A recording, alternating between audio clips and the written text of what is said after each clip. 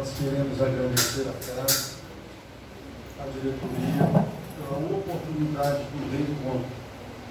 Estamos trazendo para o estudo da noite um tema da maior relevância para nós, espíritas, a mediunidade. Precisamos conhecê-la em profundidade. Ela se constitui para nós o elemento basilar na nossa doutrina. Assim como aquele matemático deseja conhecer profundamente o cálculo integral e deverá conhecermos as 4 operações básicas: somar, dividir, multiplicar. Então, assim também a mediunidade para nós espíritas, nós precisamos conhecê-la para que possamos entender tudo aquilo que nos cerca, os fenômenos que estão à nossa volta, e que a doutrina nos mostra que, de fato, eles são absolutamente naturais. Pode passar. Aqui nós vemos uma imagem que fala mais do que 1000 palavras. É o contato entre o espírito, a mente do espírito, com a mente do encarnado, do médium. Aqui nós vemos que há uma transmissão de pensamento. Então, esse é o veículo da mediunidade. Essa transferência se dá perispírito a perispírito. E aí a definição de Martins Peralva na obra Estudando a Mediunidade: ser médium é ser intérprete do pensamento das esferas espirituais, medianeiro entre o céu e a terra. Assim, então, recolhemos a primeira lição da noite. É sumamente importante entender este fenômeno e, acima de tudo, buscar aprofundar. Todos, segundo Kardec, somos médiums em menor ou maior grau. Nós podemos compará-lo à inteligência. Cada um de nós tem inteligência em um determinado grau, mas todos a possuímos. Assim também há aqueles médios que têm uma mediunidade muito aflorada.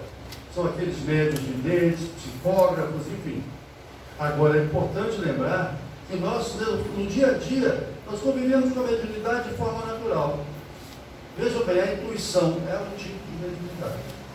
O sono, a mediunidade de sono. Quantas vezes durante o sono nós temos, aliás, em regra, quando dormimos, é só o corpo que dorme, que descansa. Na verdade, o espírito vai ao plano espiritual para ter contato com o mundo dos desencarnados. Então, existem vários segmentos da mediunidade, e é importante lembrar que quem não conhece uma mãe, a mãe, aquela intuição de mãe, aquilo é um tipo de mediunidade muito aflorada nas mães, né? Então pode passar. Aqui nós vemos então uma obra que eu trouxe, é de leitura necessária, é do nosso Arthur Findlay. Esse é um escocês que viveu no século passado, os maiores estudiosos da matéria que nós conhecemos. Ele é contemporâneo de Leon Denis, e ele traz uma obra para nós, chama-se No Limiar do Etéreo. Ele vai dizer para nós: o espaço é o universo real. Isso dito há 100 anos atrás. Hein?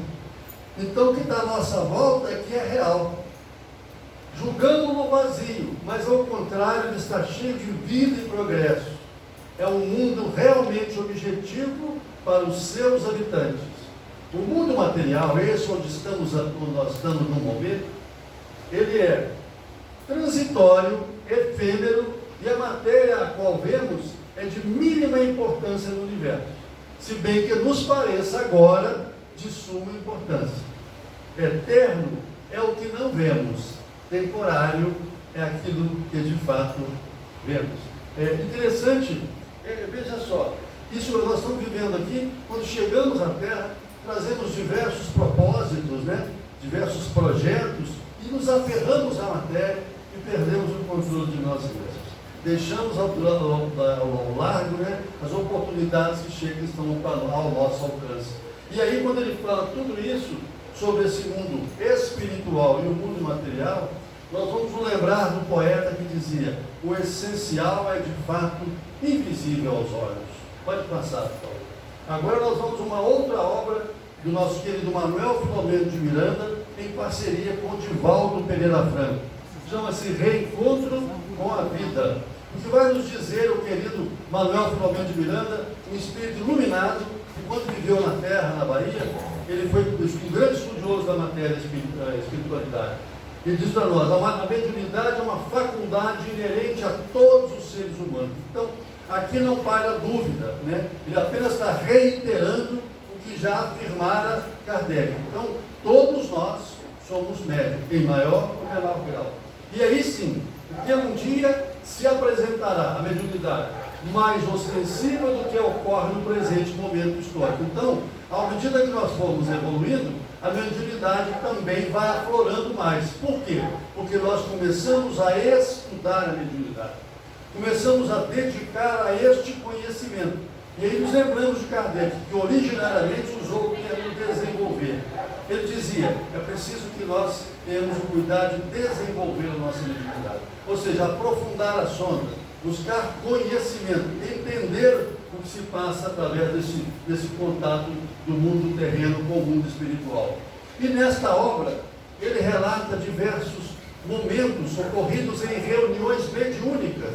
O que são reuniões mediúnicas? São reuniões onde espíritas, dotados de mediunidade, ou muitas das vezes com mediunidade ainda não tão aflorada, mas que trabalham herculeamente, oferecendo sustentação. Né, Sebastião? Nos lembrando do centro cirúrgico, amigo. Lá tem um cirurgião que opera. Mas se não tiver um anestesista, um auxiliar, a enfermeira circulante, não tiver instrumentador, não tiver alguém que faça a limpeza da roupa, na lavanderia, não tiver alguém que faça a esterilização, não ocorrerá o fenômeno. Então é preciso que a gente entenda que numa orquestra todos são importantes, do piano até o piano. Então na reunião mediúnica há aqueles médios que funcionam como médios de sustentação, aqueles que vão ao trabalho doando o seu amor, doando o seu equipamento para que possa ser utilizado em benefício daqueles espíritos sofredores. Então é muito importante nós incentivarmos a realização de cursos de mediunidade na casa e, acima de tudo, é muito importante que nós estejamos integrados nesse curso para que possamos aprimorar o nosso conhecimento. Porque muitas vezes nós temos esse dom que está latente e precisamos, como Kardec dizia, desenvolver. Ela conta uma história interessante. Esse autor, Manuel Filomeno de Miranda, dessa obra traz para nós um momento em que um determinado espírito, numa reunião mediúnica, ele se manifesta, o que ocorre em regra, no reunião mediúnica. Ele apresenta-se num estado de muito sofrimento, se identifica como Jovelina Bittencourt.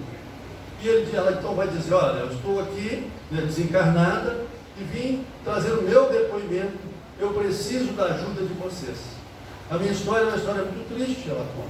E aí ela vai narrar que, quando jovem, era muito bonita, era uma mulher belíssima, e nasceu num lar muito pobre. Então, quando ela chegou na juventude, ela muito exuberante, ela desperta a atenção de um senhor com mais de 60 anos. E ela olha para ele, e ela vê aquela conta poupança, ela se encanta com a conta poupança. E ele olha para ela, já que sexagenário, vê aquela beleza e se encanta com a beleza. Isso não vai dar certo. Para dar certo tem que olhar na mesma direção. Eles então se casam, a paixão, aí eles se casam, e pouco tempo depois ela entra num processo de sofrimento, porque ela não amava aquele companheiro, e ela dá esse depoimento nessa reunião mediúnica. Então, eu passei a frequentar à noite, ia para a balada. Essa passagem se dá há alguns anos atrás. Esse livro já foi escrito há alguns anos. Então, de fato, o que ela vai trazer para nós? Que aquele mau passo, de fazer um casamento por interesse, estava criando o quê? Estava delineando-se uma tragédia. Ela, nesta night, fazendo à noite, para os bares e tudo mais, ela conhece um rapaz novo, bonito, sarado. Ela olha para ele e se encanta com a beleza dele. Ele olha para ela e se encanta com a herança dela. Vai dar certo, gente? Isso não vai dar certo. Para dar certo, tem que olhar na mesma direção. E aí, eles começam aquele amor, aquele contato amoroso, e ele induz ela, fala para ela, se você e o marido morrer, nós vamos ficar dando uma fortuna e vamos ser felizes. Ela, movida por esse sentimento, ela acaba promovendo a morte do marido, com arsênio, que é um alimento, uma substância que hoje quase não se utiliza, mas não deixa vestígio. E ele, o marido, uma vez morto, ela herdou aquela herança, né, muito grande. E ela passou a conviver com esse rapaz, esse amante, que agora já era companheiro. Porém, ele não tinha nenhum amor por ela. Ele queria, de fato, usar o benefício do bem que ela tinha, o valor, a herança que ela herdou. E a partir daí é um sofrimento, ele é muito cruel com ela. E ela então não viu outra alternativa a não ser assassinar. Porque é assim, dizia João capítulo 8, quando você comete um crime, você se torna o quê? Escravo daquele crime. E infelizmente, ela cometeu um assassinato. Abriu uma janela imensa para a influência do plano espiritual. Porque aquele marido que houver assassinato, narra ela, no plano espiritual ele vinha à noite, quando ela dormia, e trazia para ela grande sofrimento, uma cobrança porque ele houvera sido assassinado por ela. E ela, vencida por essas influências negativas, acaba matando esse companheiro também. E o tempo passa, e aí, lá na frente, ela recebendo aquelas influências negativas e fragilizada pelos crimes que cometeram, adúltera, agora já assassina 2 vezes, não resta a ela o desespero. Entra num processo de depressão profundo, sobe no edifício, ela conta, e se atira do edifício. Suicida. Chega ao plano espiritual, num estado deplorável, porque aqueles 2 que ela houvera assassinado, a aguardavam e foram para ela algozes muito duros. E ela então diz, agora eu estou chegando a esta casa. Eu quero agradecer por estar aqui hoje. Durante 16 anos terreno, quer dizer, por um tempo que equivale a 16 anos aqui na Terra, eu vaguei no plano espiritual entre dor e sofrimento. Até que eu lembrei da minha mãezinha, que já houvera desencarnado, e fiz uma prece pedindo ajuda. E aí a minha mãezinha me socorreu e está me trazendo nesta reunião. Então a reunião mediúnica é, antes de tudo, o quê? Um pronto-socorro, uma escola de almas. Daí a relevância do tema que nós estamos estudando. Pode passar. Esse é apenas um fato, uma situação fática, real, que nós estamos trazendo. Aqui, ainda no Martins Peralta. Interessante, muitos de nós vêm para a Casa Espírita pela primeira vez. Então é importante conhecer a nomenclatura básica. O que é o meio de transporte, ou de efeitos físicos? É aquele que serve de instrumento para que os espíritos transportem objetos do interior para o exterior e vice-versa. O meio de desdobramento desprende do corpo, expulsiona, vai para vários lugares, aqui na Terra ou no espaço. Um médium de desdobramento clássico, que é emblemático para nós, é a Dona Ivone Amaral Pereira, lembra? Ela desdobrava, lembra? Ia ao plano espiritual, vivenciava toda aquela situação e ao retornar, ela reduzia termo, fazia as suas obras que são de leitura necessária, entre as quais a mais conhecida é Memória de um Suicídio. Mas são 15 ou 16 obras de leitura necessária. Pode passar. Esse é o médio de dobramento. O outro médio é a clarividente, que vê espíritos. A clareaudiência é aquele que ouve, né, o espírito falando. A xenoglossia é aquele que fala em outra língua. E a incorporação ou psicofonia são aqueles que falam, né, o médium, o espírito fala, né, o médium transmite. Então, e tem também o psicógrafo, enfim, são vários, né, a classificação de mediunidade é puramente pedagógica, na verdade, é um universo muito grande. Por favor, pode passar. E aí nós temos 3 momentos na mediunidade que é importante entender a história, porque a mediunidade existe desde que o homem conseguiu chegar ao píncaro do seu desenvolvimento atual, que é a condição de homem sapiens sapiens. O que quer dizer homem sapiens sapiens? É aquele que sabe que sabe.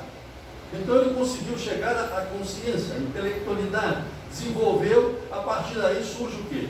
A mediunidade. Então, desde que o homem se tornou de fato um ser pensante, com o seu intelecto desenvolvido, a mediunidade permanece entre nós. E olha só, no passado, essa mediunidade foi exuberante todo o tempo, em toda a história. E um marco para nós foi o quê? Moisés, o grande Moisés, né, que vivenciou diversos fenômenos mediúnicos e entre tantos, né, merece destaque o quê? Os 10 mandamentos, lembra? Que ele recebe as tábuas da lei, que na verdade eram pedras da lei, né? Então, ele quebra e depois refaz. Ele fica indignado, era um homem, né?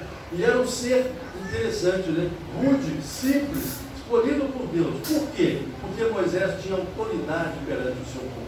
E acima de tudo, ele tinha um compromisso com o Deus único. Aí, lá o tempo passa e Moisés, no capítulo 18 do livro de Deuteronômio, Moisés escreve 5 livros, lembra? Primeiro é a Gênesis, depois vem Êxodo, depois vem Levítico, Números e Deuteronômio. E no último livro ele vai proibir que houvesse contato entre nós, os encarnados, e os desencarnados. Daí nós já chegamos à seguinte conclusão: então existe de fato um plano do desencarnado, e esse plano se tem relação conosco, porque senão Moisés não proibiria algo que não existe, é óbvio.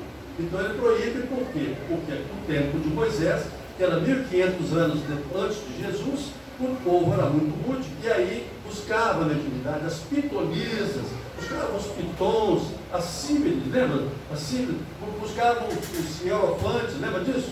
Para saber o quê? O futuro, saber se o casamento ia dar certo, o rei queria saber se ia ganhar a guerra, alguém para saber, enfim, se devia ser feliz nos negócios, virou um comércio. Então ele foi extremamente radical. Ele proibiu o contato entre os vivos e os mortos. E aí, olha que coisa interessante. O Emmanuel vai nos explicar isso, essa atitude de Moisés, numa obra chamada Caminho, Verdade e Vida. Ele vai trazer luz para nós. O Deuteronômio proibira terminantemente o intercâmbio com os que houvessem partido pelas portas da sepultura, os mortos, em vista da necessidade de afastar a mente humana de cogitações prematuras. Entretanto, Jesus, assim como suavizar a antiga lei de justiça, inflexível com o perdão de um amor sem limites, aliviou as determinações de Moisés, vindo ao encontro dos discípulos salvosos. Ou seja, Jesus de fato vai fazer uma grande transformação, né?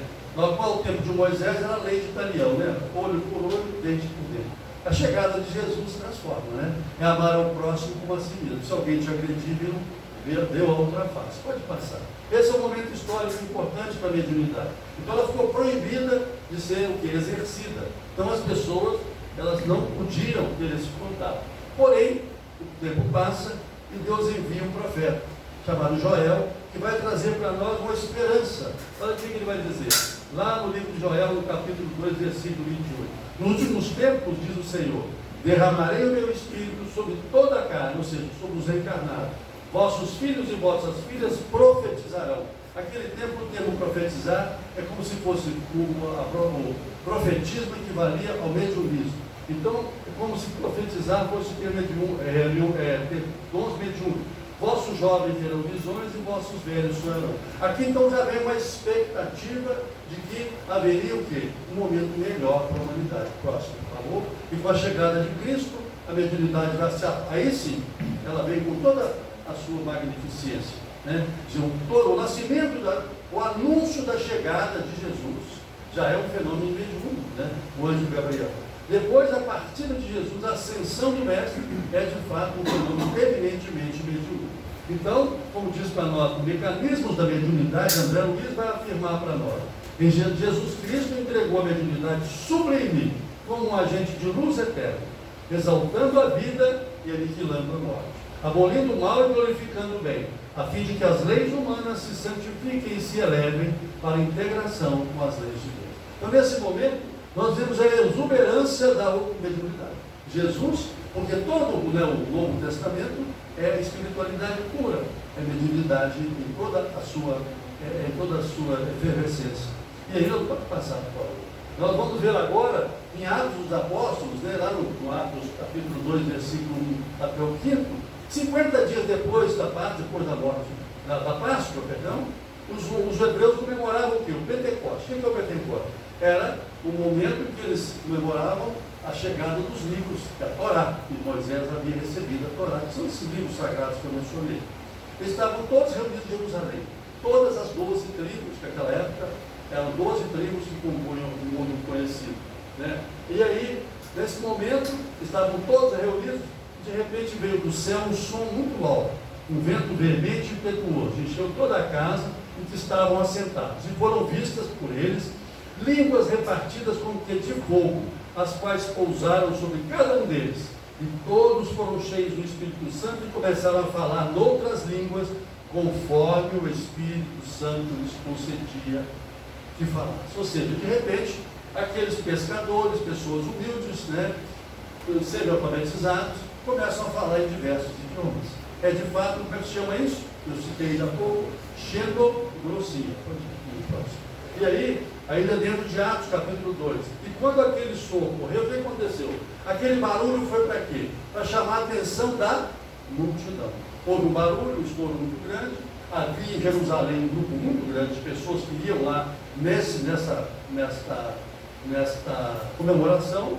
E aí todo mundo vai para aquele local, isso é importante. Então esse estrondo, né, juntou-se uma multidão que estava confusa, porque cada um daqueles que estavam presentes ali, que tinham vindo de várias partes do mundo, eles estavam conversando com os discípulos na própria língua. E todos pasmavam, se maravilhavam, dizendo uns aos outros: pois que não são galileus, ou seja, eles falariam a língua, né, dos galileus, mas não são galileus todos esses homens que estão falando? Como, pois, os ouvimos cada um na vossa própria língua em que somos nascidos? Ou seja, de repente, os médios discípulos falavam em línguas que jamais eles conheciam. É um fenômeno da xenogrossia na mediunidade. Eu trouxe esse fenômeno porque ele é marcante no Evangelho. Próximo, por favor. E aí sim, uma obra de estudo necessária, chama Estudos Espíritas, no Divaldo Franco, agora em parceria com Dona Joana de Anjos. Ele vai dizer para nós que ao tempo de Jesus, o excelso médio de Deus, a mediunidade recebeu o selo da mansidão e a diretriz do amor, a fim de se transformar em luminosa ponte. Ponte entre o plano dos encarnados e o plano dos encarnados. Desencarnados e encarnados. O plano material e o plano espiritual. Então ele vai dizer para nós que Jesus vem de fato, com clareza meridiana, nos informar que não há esse divisor de águas, né? Que há todo um universo que gira que está à nossa volta, nos influenciando. Se lembrando Paulo, quando pergunta, né? E aí, pergunta cadê? Os espíritos perguntam à espiritualidade superior se, de fato, aquele universo espiritual nos influencia. E a resposta da espiritualidade superior foi muito mais do que nós imaginamos. Pode passar.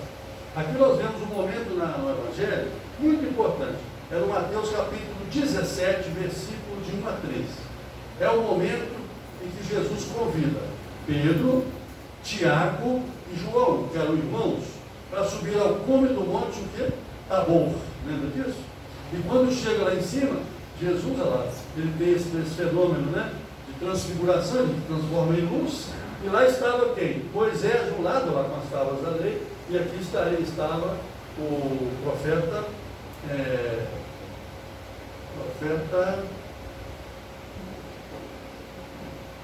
que já havia voltado como João Batista. O profeta Elias, já havia voltado como João Batista.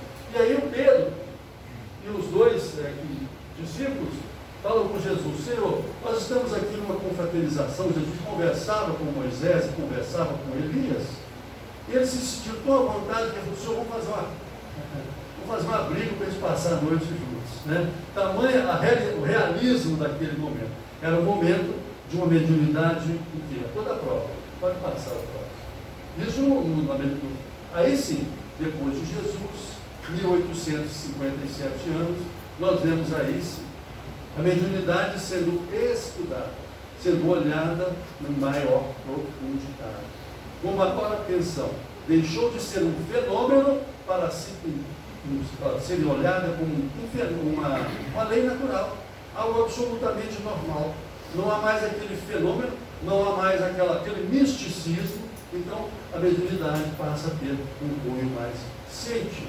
Hipólito Leão de Arribari, participando de reuniões mediúnicas, perscrutou a origem das comunicações, quer dizer, buscou entender, acompanhou, estudou as mesas girantes, comunicado daqueles seres espirituais, entendeu a extensão dos fenômenos, encetou conversação com o espírito de ordem superior e codificou o espiritismo. Em 18 de 4 de 1857, o Allan Kardec publicou o Livro dos Espíritos.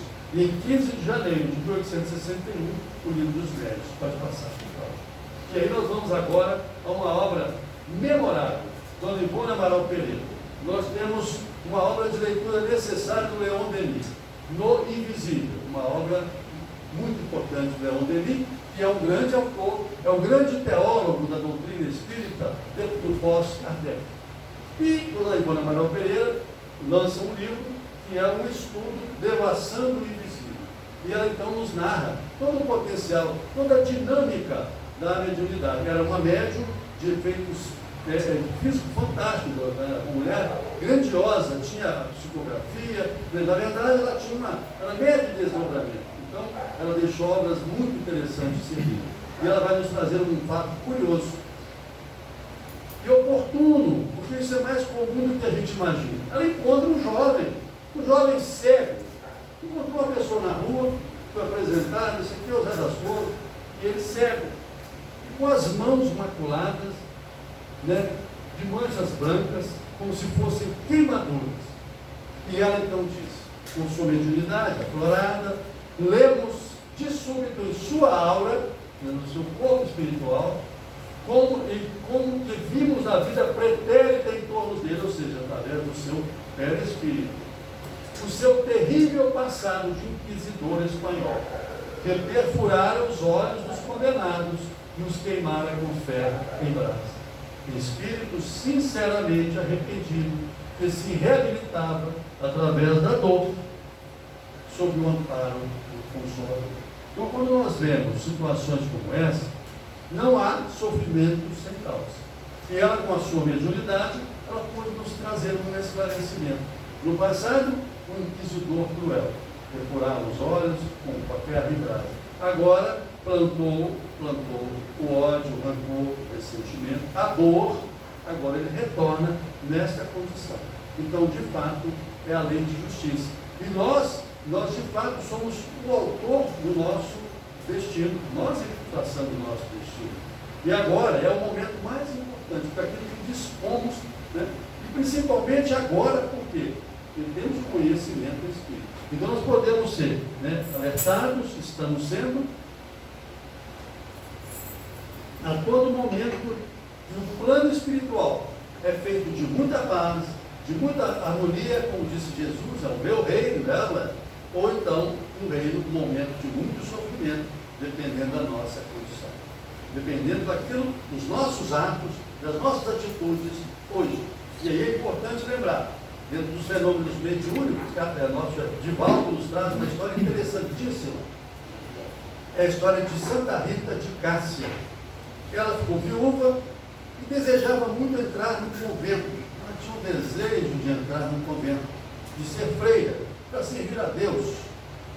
E de repente ela procurou contato com o monastério, né? Mas a abadesa, que era a reitora, chamada superiora, obstaculizou, falou: você, para ser freira, tem que ser virgem. Então, ela não podia entrar na ordem, ela desejava seguir a Jesus através daquela ordem piedosa. Ela insiste, mas a abadesa foi muito cruel. Até que um dia ela aparece diante da abadesa, na sua clausura, e a abadesa se surpreende, porque como é que você entrou? Então, nós aprendemos aqui antes, médium de efeitos físicos, lembra? Então ela tinha essa mediunidade de efeitos físicos. E ela chegou até a abadesa e disse: eu quero entrar na ordem, eu preciso da ordem para eu evoluir, para eu crescer, para eu ser útil, mais útil ainda do que ela era uma mulher muito piedosa. E aí a abadesa vai saindo com ela e vai dizendo que não pode, que a regra era aquela, ela era toda casada. Aí ela passa o pé no jardim e a abadesa então enterra a sua bengala no chão. Aquela bengala que ela tinha há anos que ela utilizava, aquele pau retorcido, já seco, ressequido, e fala com ela assim: olha, você vai regar essa bengala todo dia. O dia que a bengala florir, é um sinal, né, de que Deus está permitindo a sua entrada no convento. E a nossa querida irmã, a nossa querida Santa Rita, diariamente orava e irrigava a plantinha. E aí, olha que coisa interessante. Veio a primavera e aquela bengala floriu, reverdeceu. E aquele fenômeno foi muito marcante. Ela então entrou na ordem e fez um trabalho primoroso ao longo da sua existência como irmã de caridade. E tornou-se, pela Igreja Católica, ela foi canonizada santa pelo trabalho que realizou. Então, a mediunidade é algo muito importante na nossa existência, é compreender todo esse fenômeno como um fato normal. Aquilo que nós chamamos milagres, de fato, são fenômenos mediúnicos, pode passar. Aqui, Kardec fala uma verdade absoluta. Ele diz o seguinte: a mediunidade foi para o mundo espiritual o que o telescópio representou para o mundo astral e o microscópio para os infinitamente pequenos. Se nós dissermos que aqui no chão tem milhares, milhões de seres no microscópio, antes do microscópio ninguém acreditava.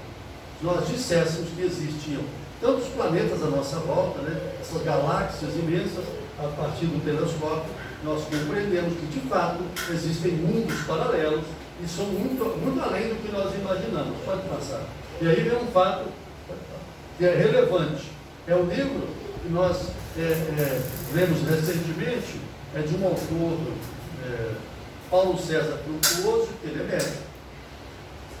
E ele trabalha naquele grupo do Frei Luís, no Rio de Janeiro, um trabalho belíssimo que eles realizam, com curas, né, através da mediunidade. É um trabalho que foi iniciado em 1969, eles já tiveram mais milhares de casos de curas. É um trabalho de estudo, dedicado, então ele faz parte dessa equipe.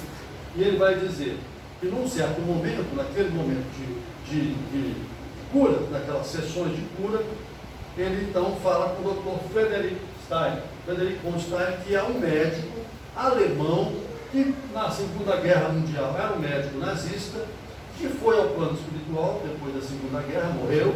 No plano espiritual, galgou o mérito de poder, no plano espiritual, ajudar aqui na Terra. Então ele permanece hoje, há longos anos, ajudando a equipe de Frei Luís, através da mediunidade de cura, dirigindo as equipes lá. Então, naquele momento, ele pergunta, né, o Frutuoso faz a pergunta para ele, como é que ele identifica que a célula está cancerígena, ou seja, como é que ele identifica, por que o resultado, né, do trabalho mediúnico das curas é tão efetivo, enquanto que a nossa quimioterapia, a nossa radioterapia é tão lesiva. E ele explica: olha, quando a gente utiliza a radioterapia, nós matamos as células normais e as células enfermas, não é? Indistintamente. Quando nós usamos a quimioterapia, nós, infelizmente, né, alcançamos a célula cancerosa, mas também as normais. Eu não. Nós temos aqui no plano espiritual a minha visão microscópica. Distingo nitidamente uma célula enferma pelo padrão vibratório e pela coloração diferente. Consigo ver até mesmo as organelas intracelulares, ou seja, a visão microscópica, uma visão muito além do que nós conseguimos com nossos microscópios. O microscópio comum, esse óptico, aumenta 1000 vezes. O microscópio eletrônico aumenta de 200.000 a 400.000 vezes, mas nós ainda temos dificuldade de identificar uma célula cancerígena. Eu cito um fato real ocorrido com ele na vida particular. Ele assinou uma paciente, quando se faz uma cirurgia de câncer, no caso é um câncer de mama. Na sala de cirurgia tem um patologista para fazer o exame, para verificar se a lesão está circunscrita ou se a lesão já tem metástase. E aí, assim foi feito. Retirou o material, o patologista informou para ele: ó, não tem lesão nos bordos da ferida. Então, ele fez uma cirurgia mais restritiva, retirou menos quantidade, não fez o esvaziamento ganglionar da axila, e a paciente, 10 dias depois, vai para o consultório dele fazer uma revisão. O médico patologista o procura e diz: olha, doutor Frutuoso, infelizmente eu fiz um novo exame, agora já com mais tempo, com a coloração adequada, ele pôde reanalisar a lâmina, e de fato tem um comprometimento no bordo da lesão. E aí, coube a ele informar a paciente que ela deveria voltar à sala de cirurgia, fazer uma nova cirurgia, agora sim uma cirurgia muito mais alargada, muito mais extensa, com danos muito maiores. Ele diz: se nós médicos, tivéssemos essa visão mediúnica, como ele fala lá, a medicina mediúnica do futuro, imagina, ele veria com os olhos da espiritualidade, na verdade, com os olhos da espiritualidade, as células que estão de fato comprometidas, o resultado efetivamente seria outro. Então, o que nós temos a esperança é de que a mediunidade, de fato, como eu falei no início aqui, é de que ela avance, de que ela venha nos trazer reais benefícios através de profissionais especializados na área, na sua área de atuação. No caso aqui, eu estou falando da medicina. Pode passar. Estamos encerrando e vamos trazer para nós a fala do Kardec. Médium é toda pessoa que sente, num grau qualquer, a influência dos espíritos. Só se aplica àqueles a quem a faculdade se mostra bem caracterizada e se traduz por efeitos patentes. Então, é convenção entender, chamar-se de médium aquele que tem uma capacidade, uma faculdade mais aflorada. E aí, esses são os considerados, de fato, chamados de médium, embora todos tenhamos a mediunidade por próximo. E aí sim, nos domínios da mediunidade, ele vai nos destacar, né? Que a mente permanece na base de todos os fenômenos de mundo. Na verdade, nós temos esse contato com a espiritualidade, através mente, ou seja, pelo espírito, a mente é apenas um instrumento. Na verdade, o contato é espiritual. É quando utilizamos o computador, por exemplo. Nós temos o aparelho, é o computador que está apresentando o resultado. Mas há uma mente que comanda o computador. Nesse caso, é o espírito que pode passar. Esse é o cérebro que, de fato, é o centro, né, de toda a mediunidade. Pode passar. E aí, ainda estudos mediúnicos, estudos espíritas, perdão. O exercício da mediunidade com Jesus, isto é, na perfeita aplicação dos seus valores em benefício da criatura, em nome da caridade, é que o ser, através dessa prática da mediunidade com Jesus, é que o ser atinge a plenitude de suas funções e faculdades, convertendo-se em celeiro de bênçãos. Pode passar. E aí, nós vamos ver agora uma fala de Paulo há 2000 anos atrás. Olha só. Tenham cuidado com a maneira como vivem nós. É um alerta de Paulo para nós. Que não seja como os insensatos, mas como os sábios, aproveitando o máximo de cada oportunidade. Bênçãos dessa noite, né? Porque os dias são maus. Essa fala de Paulo é um alerta feito há 2000 anos. E os dias, hoje, nunca foram tão maus. Então, fica para nós a construção desses dias melhores, né? A edificação desse reino de Deus depende unicamente de nós. E a mediunidade é um instrumento valiosíssimo nesse crescimento espiritual. Pode passar.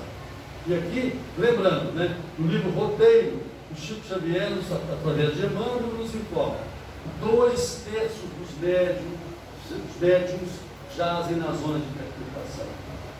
Nesse contato com a espiritualidade, é muito importante cultivar bons hábitos, ter boas práticas de vida, para que nós possamos usufruir e fazer chegar ao nosso irmão os benefícios da mediunidade. Então exige-se o quê? Uma mediunidade com ética, mediunidade com Jesus.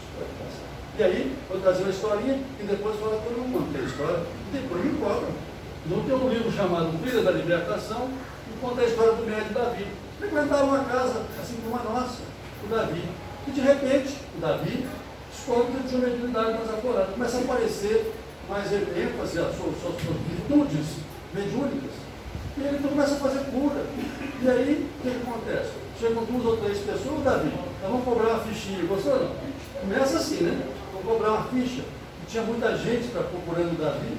Aí a diretoria da casa falou: não, aqui não pode cobrar. Mediunidade é algo que se ganha de Deus, de graça, que tem que ser dado de graça.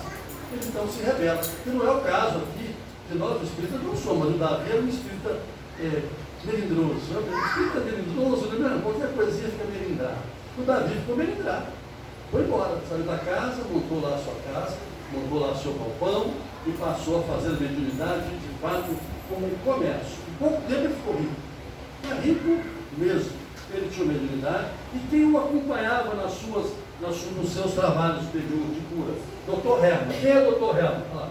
Dr. Hermann é um médico, também alemão, no plano espiritual. Ele não foi um bom médico aqui na Terra, mas no plano espiritual, por trabalho, por empenho, ele ganhou o mérito de, no plano espiritual, atuar sobre o Davi, para que de modo que o Davi fizesse essas curas. Eu trouxe aqui 2 exemplos, claro, para gente ver como é que funciona. Eu sou um determinado médium de cura. O médium de cura é um instrumento da espiritualidade, que é dirigida por um ser elevado que vem através dele operar os fenômenos, as curas.